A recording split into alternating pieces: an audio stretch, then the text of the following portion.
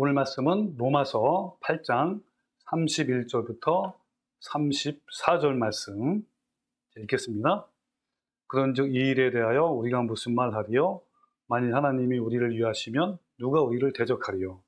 자기 아들을 아끼지 아니하시고 우리 모든 사람을 위하여 내주신 이가 어찌 그 아들과 함께 모든 것을 우리에게 주시지 아니하겠느냐? 누가 능히 하나님께서 택하신 자들을 고발하리요? 의롭다 하시는 이는 하나님이시니 누가 정죄하리요? 죽으실 뿐 아니라 다시 살아나시는 그리스도 예수시니 그는 하나님의 우편에 계신 자여 우리를 위하여 간구하시는 자시니라. 아멘. 자, 오늘 이 말씀 가지고 함께 알아볼 건데요. 오늘 주제의 말씀을 이렇게 정했습니다. 누가 감히 우리를, 그리고 그 부주제로는 사탄에 대한 하나님의 엄포와 선언이라는 부제를 달았습니다. 오늘 이 말씀 가지고 함께 말씀을 한번 나눠 보겠습니다.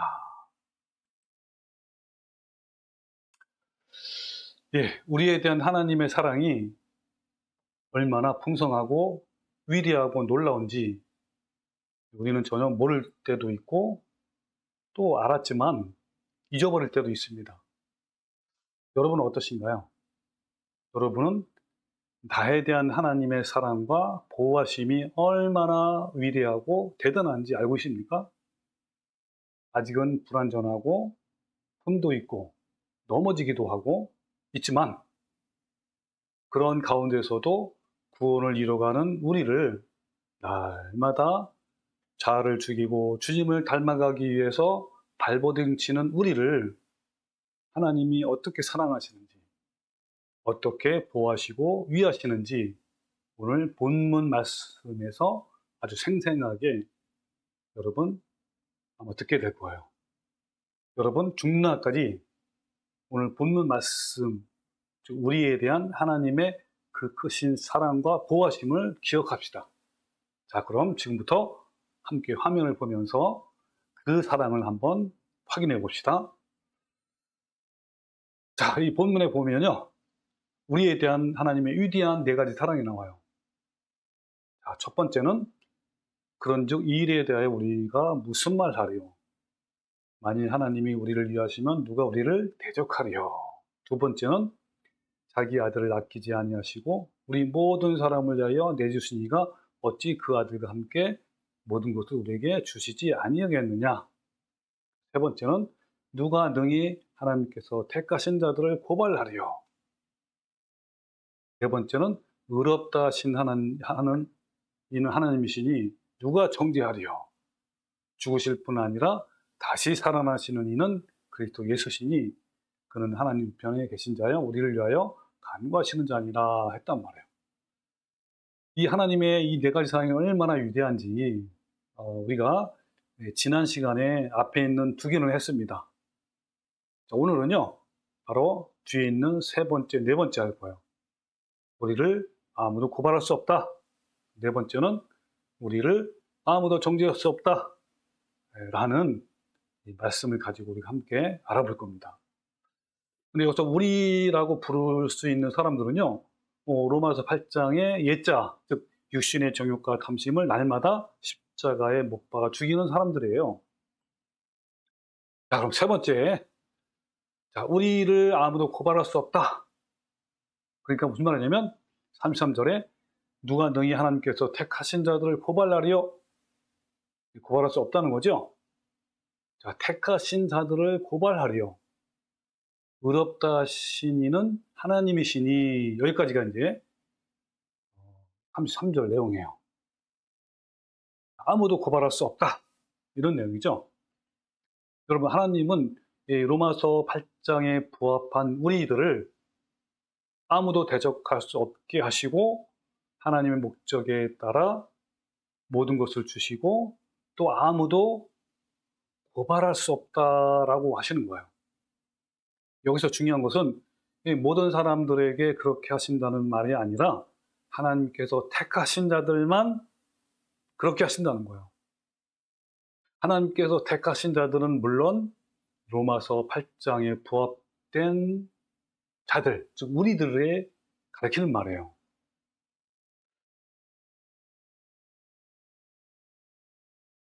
자, 그런데 일반적으로 많은 교인들이 이제 선택하다, 택하다라는 단어에 대한 오해가 있어요. 자, 그럼 여러분께 한번 질문을 한번 드려볼게요. 두 가지 중에 하나 선택을 해보세요. 첫 번째는 하나님이 어떤 사람을 무조건 선택을 해서 그 사람들을 이끌어가고 은혜 주시고 사랑해서 구원을 한다. 이게 맞는 건지. 두 번째는 먼저 어떤 사람의 삶이나 행위나 믿음의 결과를 보고 난 이후에 선택을 한다. 자, 이 두 가지 중에 뭐가 맞는 거죠? 근데 문제는 이 선택하다, 택한다라는 단어를 그 예정론과 결부시켜 해석하는 경우가 많아요. 즉, 택하다라는 것은 사람이 아무것도 하지 않았음에도 불구하고 또 어떤 믿음이나 선을 행하지도 않았음에 불구하고 하나님께서 그를 불러내셨다고 무조건 구원하셨다고 생각하는 거예요. 이런 단어에 대한 오해 때문에 택하다라는 말이 나오면 무조건 예정론을 떠올려요. 그러나 이 단어는 그런 의미도 아니고 결코 예정과 관련된 것도 아니에요. 이 단어는 많은 사람들이 생각하는 것처럼 아무것도 하지 않았음에도 불구하고 선택했다는 것이 아니라 그와 정반대로 하나님께서 그의 믿음과 행위를 보고 결과적으로 선택해낸 것을 말해요. 즉 결과론적인 택함이에요. 그 사람의 삶의 결과, 또 행위의 결과, 믿음의 결과를 보고 하나님께서 그 사람이 합당한 조건을 갖췄을 때 그 사람을 뽑는 것을 택함이라고 하는 거예요. 그러면 이 로마서 8장의 문맥을 따라 읽고 이해하면 이 택한 자라는 것은 누군지는 알 수가 있어요. 이 택한 자는 조건이 없는 것이 아니라 분명한 조건이 있단 말이에요. 즉 택한 자는 분명히 우리라는 조건에 부합을 해야 하는 거예요. 자, 제가 여러분 계속 강조하지만 로마서에서 말하는 우리, 8장에서 말하는 우리는 다음과 같아요. 자, 또 한번 우리 화면을 봅시다. 여기 보면요, 우리에 해당되는 자는 하나님의 계명을 따르고 그리스도 예수 안에 있는 자들이고, 그리고 또 4절에는 육신을 따르지 않고 성령님을 따르는 자들이에요. 이걸 구체적으로 표현한 것이 13절. 성령님의 도움으로 몸의 행실을 죽이는 자들. 그러니까 자아를 날마다 죽임이면 점점점 주님을 닮아가는 자들이란 말이에요. 자, 이런 자들이 우리에 해당되는 자들이에요. 이런 자들은 성령님의 인도하심을 받을 것이고요. 그리고 하나님의 자녀라는 확신을 받게 되고 상속자라는 사실로 고난을 기꺼이 받는 자들이고 또 성령님이 단식하고 기도로 중지하는 자들이란 말이에요. 자, 이런 자들이 바로 우리에 해당되는 그런 자들이에요. 이런 자들을, 즉 우리를 하나님은 하나님의 나라의 백성이 되도록, 하나님의 자녀가 되도록 예정하신 거야. 현재 내가 우리라면 나는 선택받은 자, 예정된 자이고 미리 아신 자이고 미리 정한 자가 되는 거예요. 여기에 부합된 자들이 하나님께서 택한 자들이에요. 자, 그 다음에는 여러분 좀 더 자세히 알기 위해서 이 택하다라는 단어, 헬라어로 에클레토스입니다. 그리고 이 택함 명사죠. 명사형 택함은 에클레토이. 이건데 이 원문으로 한번 더 자세히 알아볼게요. 이 에클레토스, 택하다라는 것은요, 여러 사람 중에 선택되다, 뽑다, 고르다라는 뜻이에요. 그러니까 이것을 성경에 적용하면 신자들 중에, 교인들 중에서 특별히 선택하고 뽑고 고르는 것을 말하는 거예요. 그러니까 이 에클레토이는 먼저 선택을 해서 주님을 따르도록 하는 것이 아니고 주님을 철저히 순종하기 때문에 결과적으로 선택한 걸 말하는 거예요. 주님을 믿고 그가 철저히 주님을 따랐기 때문에 그 결과로 그를 뽑아낸 거예요. 그런데 이 에클레토이, 즉 선택, 그죠? 이거와 함께 사용되는 단어가 있어요. 그 단어가 바로 클레토이예요. 자, 하나는 에클레토이, 그런 선택이죠. 또 하나는 클레토이. 이 클레토이는 어떤 뜻이냐면 한글로 청아. 그래서 이 KJV 성경에는요, 이 청하다, 이 클레토이를 콜링이라고 이렇게 번역했단 말이에요. 콜링은 부르심, 초청을 말하는 거고요. NIV 성경에는 인비테이션, 그러니까 초대, 초청 이런 뜻이에요. 그러니까 에클레토이는 택함이고 클레토이는 청함. 그러니까 이 에클레토이 택함은요, 불러내어서 초대한 사람들 가운데서 뽑아내는 거잖아요. 어떤 걸 뽑아내냐면 베스트, 최고의 좋은 것을 뽑아내는 것을 말하는 거예요. 자, 그러면요, 우리가 다시 한번 또 화면을 봅시다. 한번.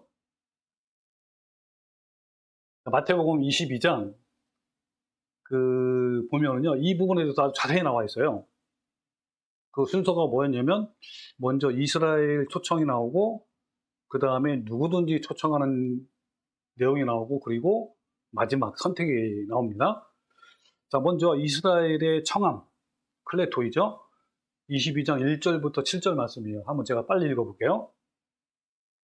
예수께서 다시 비유로 대답하시어 이르시되 천국은 마치 자기 아들을 위하여 혼인잔치를 베푼 어떤 임금과 같으니 그 종도를 보내어 그 청한 사람들을 혼인잔치에 오라 하였더니, 자, 이 말씀은 천국에 대한 비유인데, 임금이 이제 종도를 보내가지고 많은 사람을 초청했단 말이에요. 근데 여기 초청된 사람은 먼저는 이스라엘 민족이에요. 이스라엘 백성. 자, 근데 오기 싫어하거늘 다시 다른 종도를 보냈다. 이 다른 종도는 선지자를 말해요. 당시에 선지자들 많이 보냈단 말이에요. 보내서 이르되 청한 사람에게 이르기를 내가 오찬을 준비하되 나의 소와 살찐 짐승을 잡고 모든 것을 갖추었으니 혼인잔치에 오소서 하라 하였더니 그들이 돌아보지도 않고 한 사람은 자기 밭으로 한 사람은 자기 사업하러 가고 그 남은 자들은 종도를 잡아 모욕하고 죽이니 임금이 노하여 군대를 보내어 그 살인한 자들을 진멸하고 그 동네를 불살랐다. 자, 이런 내용이에요. 자, 이것은 이스라엘 민족을 말하는 거예요. 하나님은요, 이스라엘 먼저 초청했어요. 이 클레토이죠. 이스라엘 중에 누구든지 원하는 사람을 청했으나 이들이 오기를 싫어했어요. 그러나 하나님은 이들을 불쌍히 여겨서 다시 무수한 많은 선지자들, 다른 종도를 또 보내가지고 그들을 회개하고 하나님의 자녀의 삶으로 돌아오기를 청했단 말이에요. 그러나 그들이 돌아보지도 않았고 관심도 기울이지 않을 뿐더러 심지어 그 선지자들을 죽임으로 하나님이 격분하여 이스라엘을 불태웠단 말이에요. 심판했어요. 이 예언대로 이스라엘은 주후 70년 이후에 나라를 잃어버린 백성으로 전 세계에 흩어지게 된 거예요. 그리고 하나님의 초청은 다시 모든 사람에게, 어느 민족든 모든 민족에게 넘어갔단 말이에요.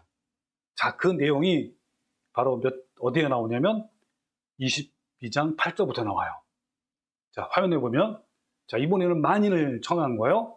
이에 종들이 이르되 혼인잔치는 준비하였으나 청한 사람은 합당하지 아니하니 내거리 가서 만나는 사람을 만나는 대로 누구든지, 자, 보세요. 누구든지 혼인잔치에 청했다. 이건 뭐예요? 클레토이죠.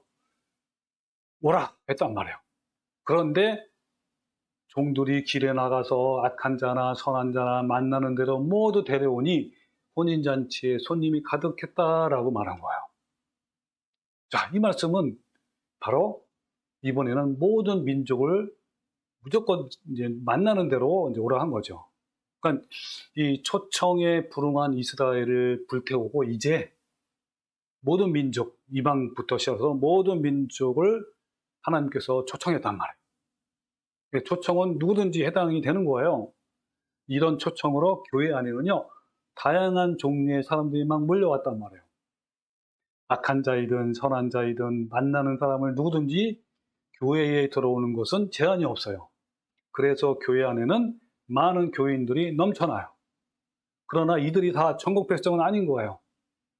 여러분, 초청한 것이 바로 클레이토인데 이 청함을 받은 사람이 다 하늘의 백성이 아니란 말이에요. 이 청함 가운데서 하나님이 베스트를 뽑는데 그 내용이 다음 구절에 나와요. 자, 11절. 자, 한번 읽어볼게요. 임금이 손님들을 보러 들어올 때 거기서 예복을 입지 않는 한 사람을 보고 이르되 친구여 어찌하여 예복을 입지 않고 여기 들어왔느냐 하니 그가 아무 말도 못하고는 임금이 사원들에게 말하되 그 손발을 묶고 바깥 어두운 데 내던지라 거기서 슬피 울며 이를 갈게 되리라 하니라.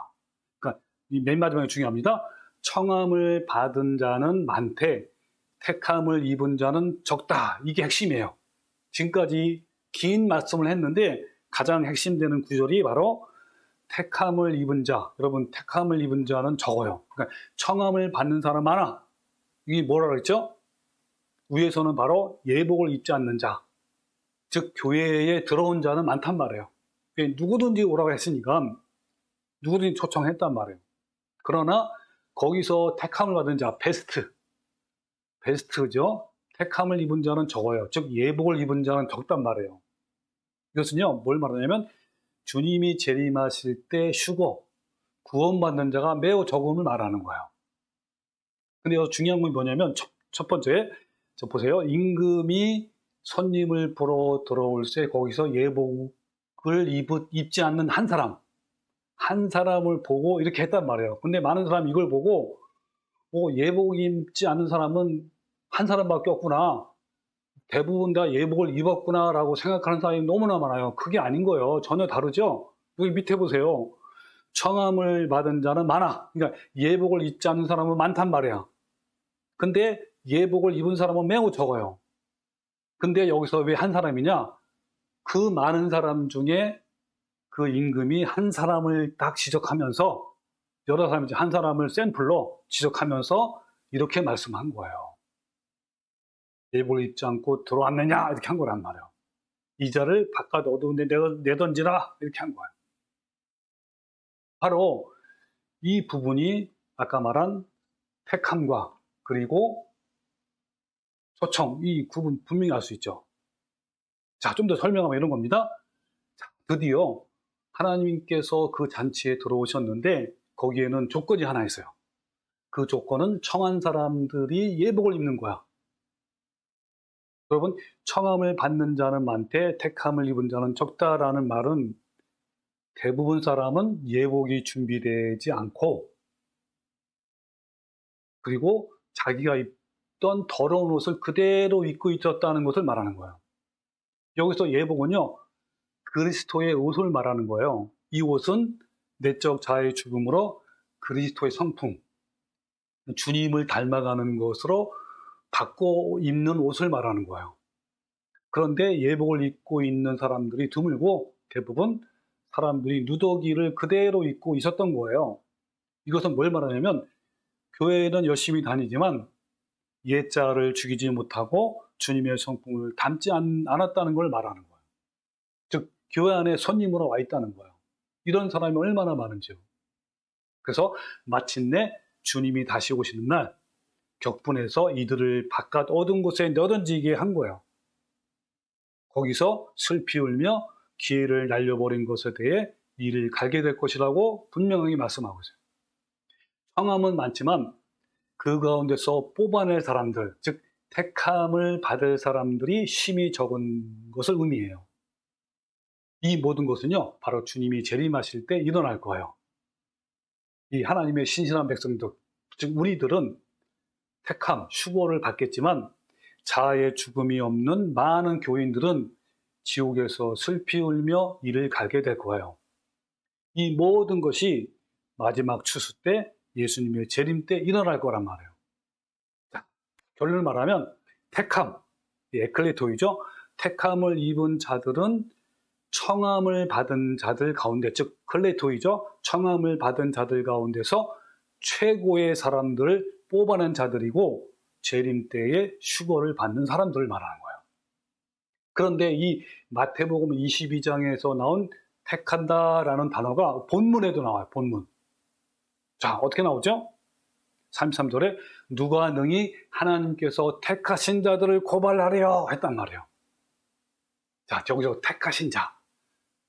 택하신 자를 누가 고발하려 의롭다 하시는 하나님이시니 했단 말이에요.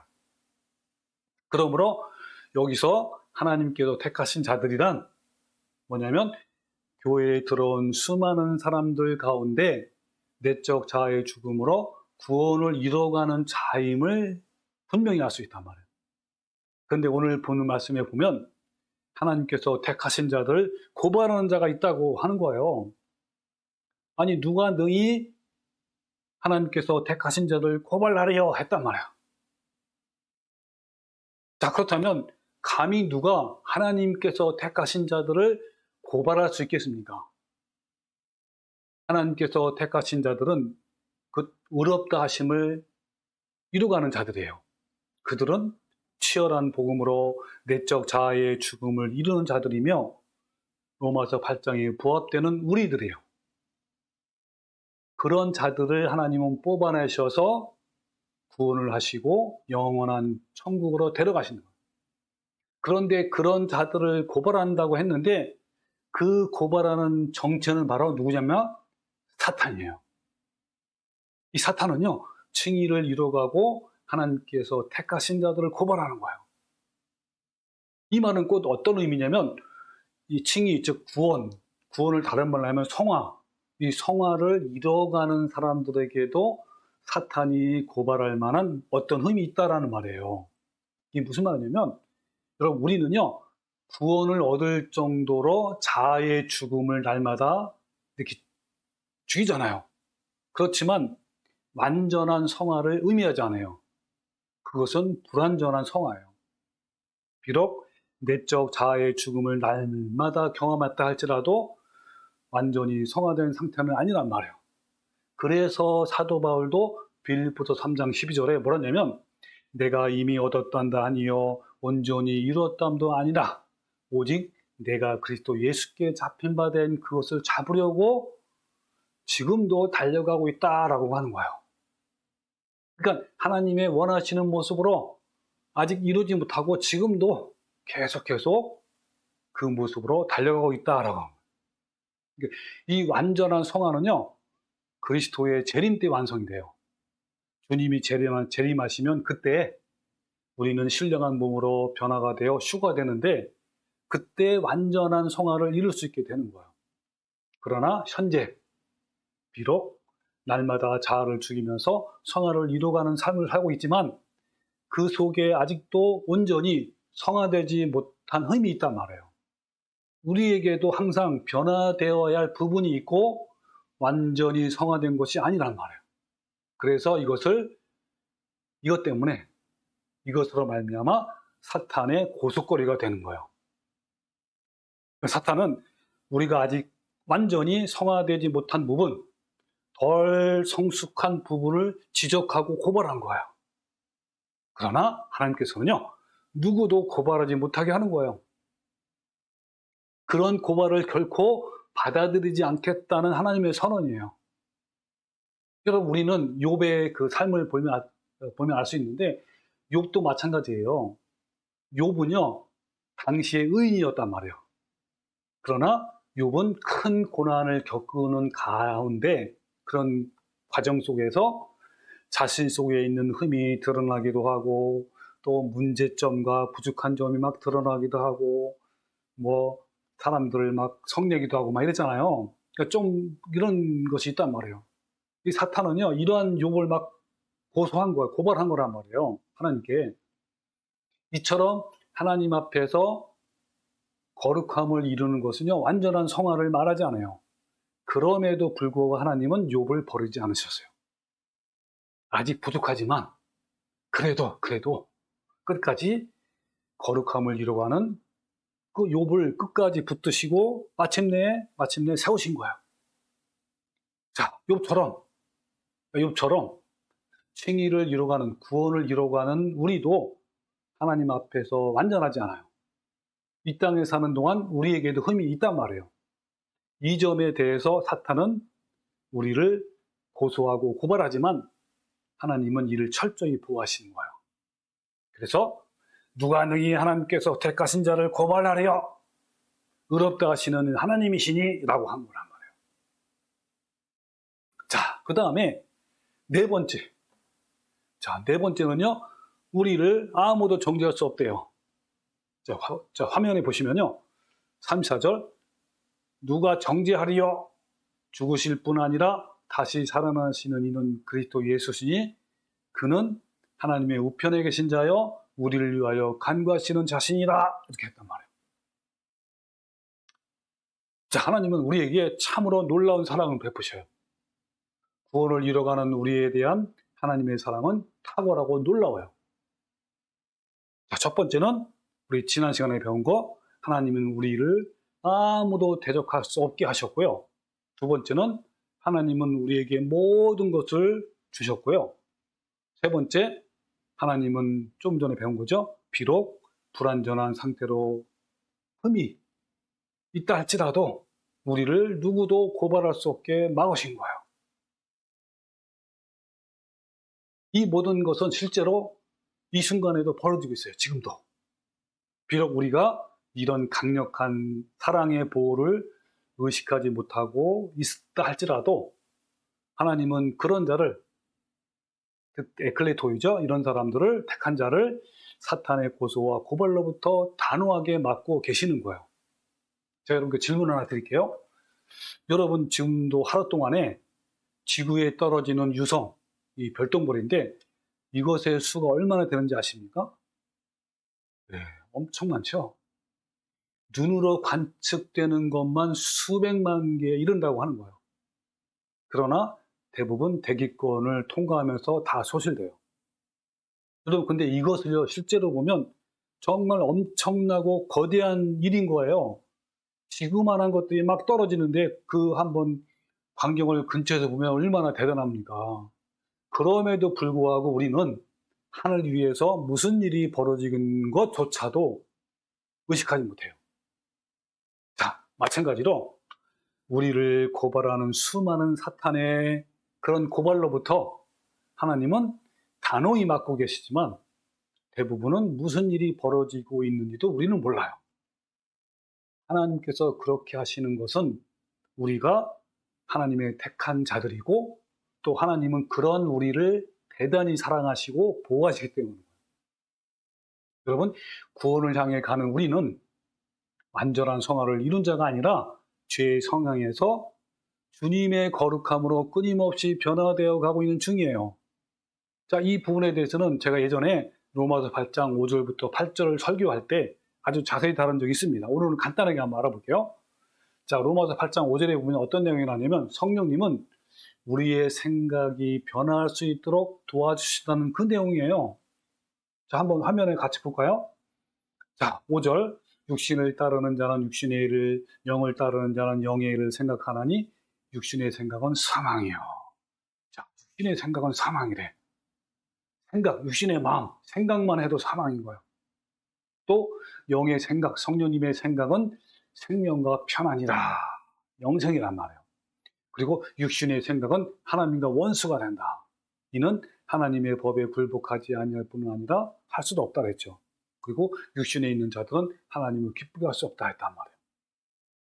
네, 이 보혜사이신 성령님께서 육신을 따르지 않고 성령님을 따라 행하는 자, 이런 자에게는요, 생각, 마음이 변하도록 도와주셔요. 네, 이걸 도와주신단 말이에요. 생각은요, 행동을 낳는 못하잖아요. 그러니까 예수님께서도 악한 것들은 마음에서, 생각에서 나온다고 하셨어요. 그러니까 행동만 여러분 교정한다고 그게 다가 아니란 말이에요. 그건 하나의 배우의 연기에 불과해요. 그런데 생각이 변화, 마음이 변하면요, 행동이 저절로 변해요. 그러나 우리의 생각은 이미 죄로 오염되기 때문에 그 성향이 죄에 대해서 아주 자연스럽고 저절로 돼요. 그러나 의에 대해서, 거룩함에 대해서는요, 잘 안 된단 말이에요. 이 바울도 자신의 이런 점을 몹시 한탄하면서 이렇게 고백을 했어요. 로마 7장 20절에 만일 내가 원하지 아니하는 그것을 하면 이를 행하는 자는 내가 아니요 내 속에 거하는 죄니라 했단 말이에요. 자, 이 말은 무슨 말 이런 거예요? 분명 바울 자신은 선과 거룩함을 원하지만 그런 간절한 소원에도 불구하고 막 죄를 행해요. 근데 이것은 자신에게 죄를 행할 수밖에 없게 만드는 자신 속에 있는 죄의 성향, 죄성 때문이라는 것을 발견한 거예요. 죄를 향한 성향이 변화되지 않는 한 행동은 변하지 않아요. 사람의 힘과 의지로는 이 죄의 성향이 변할 수 있는 길은 없어요. 그런데 구원이 뭐예요? 구원. 이 구원이라는 것은요, 죄의 성향이 의의 성향, 거룩함의 성향으로 변하는 거예요. 그것을 우리는 성화라고 부르는 거예요. 그런데 이 사람의 의지와 힘으로는 불가능해요. 그래서 하나님은 보혜사 성령님을 보내셔서 육신을 따르지 않고 성령을 따르는 자들의 죄의 성향을 변화시킨 거예요. 이처럼 칭의 구원은요, 죄를 향한 성향이 거룩함의 성향으로 변화를 하는 걸 말하는 거예요. 구원을 잃어가는 자들은요, 근본적으로 죄에 대한 성향이 의의 성향으로 계속 날마다 변화하기 때문에 그런 사람은 결코 죄의 열매들 맺지 않아요. 자, 왜냐면요. 자, 이런 거예요. 아직 완전한 성화에 이르지 못했단 말이에요. 이 완전한 성화는 부활 때 이루어지잖아요. 그렇기 때문에 어떻죠? 죄의 냄새와 흔적이 있단 말이에요. 그렇기 때문에 간혹 작은 흠과 실수와 죄에 직면하기는 하지만 이내 그 죄를 발견하고 슬퍼하고 회개하고 돌이킨단 말이에요. 그러니까 하나님은 이런 자들을 이런 우리를요 사랑하시며 끝까지 지키시는 거예요. 그래서 본문에 이렇게 하는 거예요. 이런 자들에 대해 누구도 손대지 못하게 하신다라고 하나님께서 친히 말씀하신 거예요. 그게 바로 34절이에요. 누가 정죄하리요? 죽으실 뿐 아니라 다시 살아나시는 이는 그리스도 예수시니 라고 하면서 그런 거예요. 여기서 누가 정죄하리요? 이 말은요 헬라어 원문에 보면 정죄하는 자가 누구냐? 이렇게 하는 거예요. 여러분 이처럼 단언 말씀이 있을까요? 이처럼 강력한 보호가 있을까요? 이때 정죄하는 자는 바로 사탄이에요.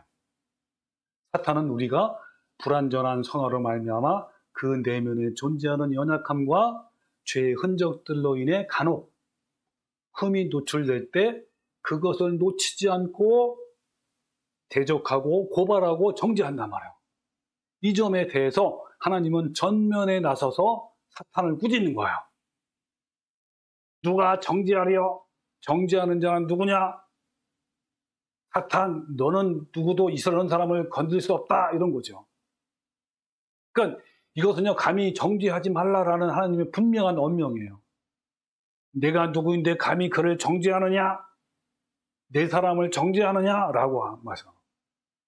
이어서 하나님은 먼저 예수 그리스도가 어떤 분이신지 사탄에게 분명한 어조로 말씀을 하시면서 그렇게 하시는 거예요.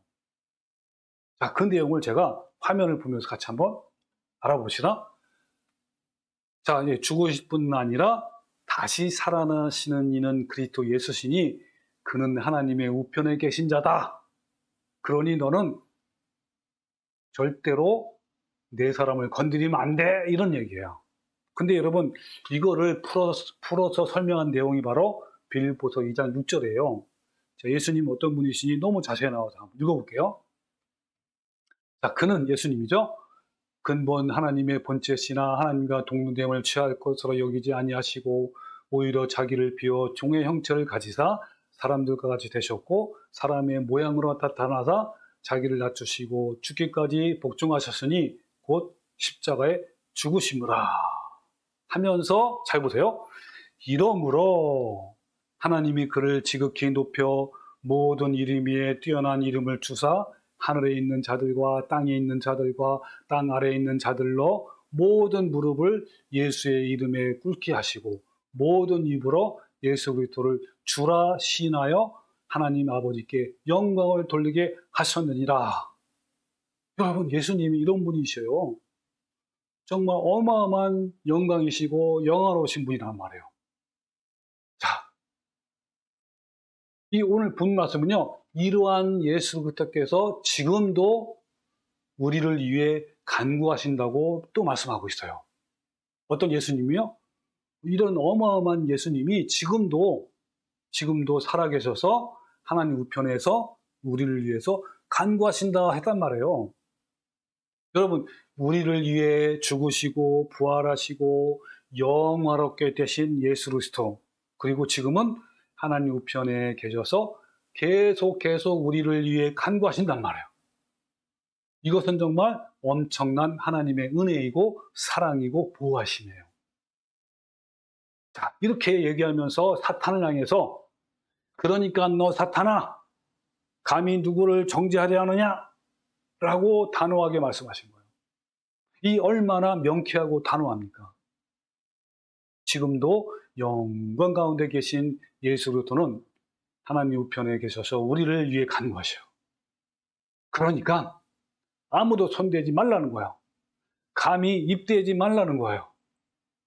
그것은 하나님을 도전하는 행위라고 분명히 경고한단 말이에요.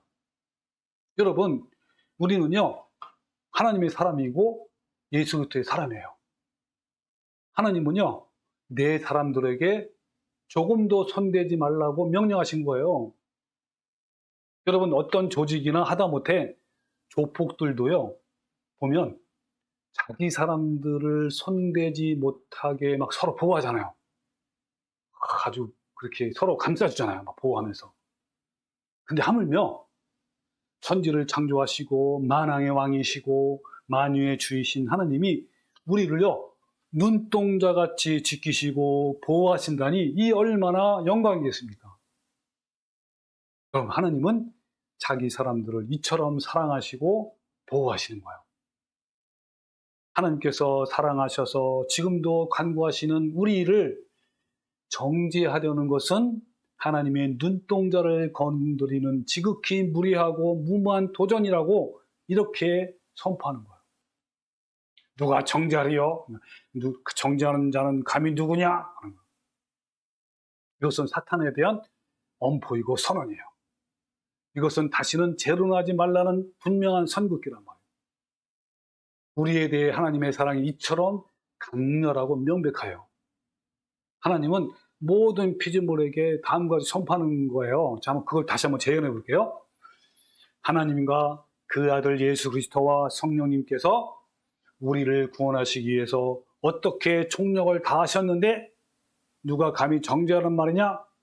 또 우리가 되기 위해서 좁고 협착한 생명의 길, 좁은 길을 어떻게 걸어왔는데 누가 감히 정죄한단 말이냐? 또 이런 거죠. 수많은 교인들이 좁은 길을 걷는 중에 배교하고 배신하고 유혹에 넘어지고 죄의 울무에 걸리고 세상을 사랑하여 마음을 빼앗기고 두려움과 협박에 회유당하고 나태함과 태만을 만나 침몰해서 진리를 버리고 주님을 떠나기도 하고 또 교회는 열심히 다니지만 세상을 사랑하는데, 근데 그 모든 미혹과 유혹의 거리를 통과해서 마침내 우리가 된 하나님의 자녀들이 얼마나 적은데 누가 감히 그들을 대적하고 고발하고 정죄하겠는가라고 단호하게 선언한 거예요. 자, 그렇다면 여러분에게 중요한 일이 뭐가 있을까요? 여러분이 해야 할 일이 뭡니까? 가장 중요한 일이? 예, 그렇죠. 바로 로마서 8장에서 말하는 우리가 돼요, 우리. 이것이 대한 거예요. 그런데요, 주님께서는요, 안타깝게도 이렇게 말씀하고 있어요. 마지막 때 어떤 일이 일어나냐면, 누가복음 18장 8절에 인자가 올 때에 세상에서 믿음을 보겠느냐라고. 그러니까 믿음으로 올바로 서 있는 사람이 적다는 거예요. 또 누가복음 13장 23절에 어떤 사람이 여짜오되 주여 구원을 받는 자가 적습니까? 라고 물어봤어요. 그러니까 예수님이 뭐라 하셨냐면 좁은 문으로 들어가기를 힘쓰라. 힘쓰래. 그냥 들어가는 게 아니야. 힘써야 들어가. 좁은 문은 생명의 길 아닙니까? 생명의 문. 그러면서 또 내가 너에게 이르노니 들어가기를 구하여도 못 들어가는 자가 많다라고 했단 말이에요. 네. 그러니까 좁은 문으로 들어와서 좁은 길로 가는 사람도 적고 하나님 나라에 들어가기를 구하는 사람도 적어요. 즉 무슨 말이냐면 구원에 대한 간절히 구하는 사람도 적어요.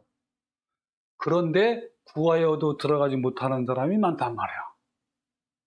왜냐면요, 하나님 나라는 힘써야 들어가는 거예요. 힘써야. 여기 힘쓰다가 헬라어로 뭐냐면 투쟁하다, 싸우다 이런 뜻이에요. 즉 적과 더불어 싸워서 쓰러뜨리고 이기는 것을 말해요. 좁은 문으로 들어가는 길을 사력을 다해서 힘써야 하는 거예요. 그렇게 적은 소수, 적은 무리인 우리에게 감히 사탄이 정죄하는 것을 하나님은 참지 못하시는 거예요. 그리고 하나님은 마지막으로 이렇게 말씀해요. 그는 그리스도가 친히 간구하신 자니라. 그러니까 그를 위해서, 그러니까 우리를 위해서 예수 그리스도는 친히 간구한다라고 말씀하고 있어요. 그러니까 예수님께서 지금도 우리를 위해 친히 간구하신다는 것은요, 정말 엄청난 사건이고요, 엄청난 하나님의 사랑이에요. 그러니까 예수 그리스도께서 지금도 우리를 위해 친히 간구하시기 때문에 아무도 대적할 수 없고 아무도 고발할 수 없고 아무도 정죄할 수 없다는 거예요. 하나님은 먼저 사탄에게 이런 엄청난 사건을 언급하시면서 확실히 선을 긋는 거예요. 그게 뭐냐면 죽으실 뿐 아니라 다시 살아나신 이는 그리스도 예수시니 그는 하나님의 우편에 계신 자요 그리고 그분은 지금 현재 우리를 위하여 간구하신다라고 단호하게 말씀합니다. 바로 십자가에서 승리하시고 부활하시고 승천하신 주님께서 하나님 우편에서 지금도 우리를 위해서 간구하신단 말이에요. 이 간구가 바로 엔투카노. 이것은 로마서 8장 26절에 있는 중재라는 그런 단어예요. 26절에 뭐라 하냐면 이와 같이 성령도, 자, 예수님뿐만 아니라 성령도 우리의 연약함을 도우시나니 우리는 마땅히 기도할 바를 알지 못하나 오직 성령이 말할 수 없는 탄식으로 우리를 위해서 간구하신대. 간구가 중재하시는 거야. 자, 이것은 뭘 말하냐면요, 성령 하나님께서 우리의 모든 삶에 개입하는 것을 말하는데, 그렇게 해서 우리가 하나님의 영원한 목적, 즉 하나님의 자녀가 되는 것에 부합이 되도록 만드신 걸 말하는 거예요. 여러분, 택함을 받은 자 우리를 성령님이 중재하시고 또 예수님께서 하나님 우편에서 중재하시는 자들을, 그러니까 두 분이 지금 중재하신단 말이에요. 한 분은 내 안에 있는 성령님이 나를 위해서 중재하시죠. 또 한 분은요, 예수님께서 아버지 우편에서 중재하신단 말이에요. 그러한 자들을 누가 감히 정죄할 수 없다라고 이렇게 말씀하시는 거예요. 여러분, 이처럼 엄청난 하나님의 은혜와 사랑과 보호하심을 받고 누리려면 여러분 어떻게 할까요? 가장 중요한 부분이 어떻게 되죠? 예, 그렇죠. 우리는요, 날마다 내적 자아의 죽음으로 예수님의 성품을 닮아가는 자가 되어야 하는 거예요. 죄의 성향에서 의의 성향으로, 거룩함으로 계속 변화가 되어야 한단 말이에요. 여러분, 우리 모두 로마서 8장에서 말하는 우리가 되어서 하나님의 엄청난 사랑과 보호하심을 받고 누리는 그런 성도가 되시기를 주님의 이름으로 축원합니다. 아멘.